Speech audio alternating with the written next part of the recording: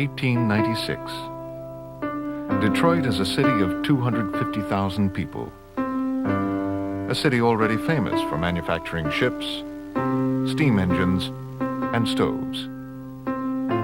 A city about to undergo extraordinary change. The reason for this change? The automobile. Detroit's first car was built by Charles King. He was one of the first to see the potential of the automobile. But soon, hundreds of companies sprang up, building cars and supplying parts.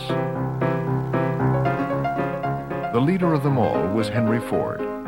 In 1903, the Ford Motor Company sold its first car, a two-cylinder Model A.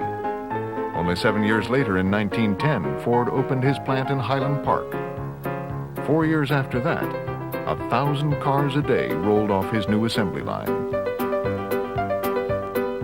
General Motors, the Dodge Brothers, Hudson, Packard, and many others experienced tremendous growth.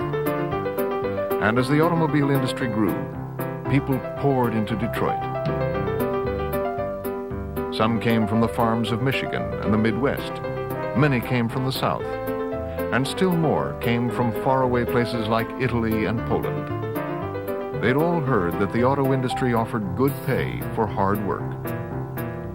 And this new industry was tough, constantly changing and highly competitive.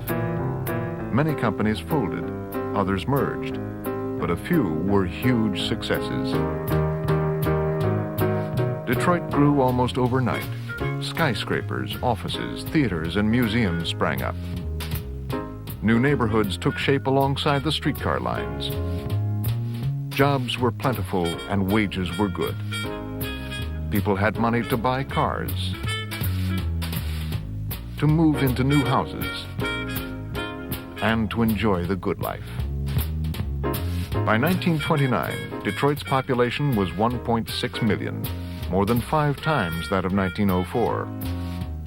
It was now America's 4th largest city. Almost 250,000 people worked in Detroit's auto industry.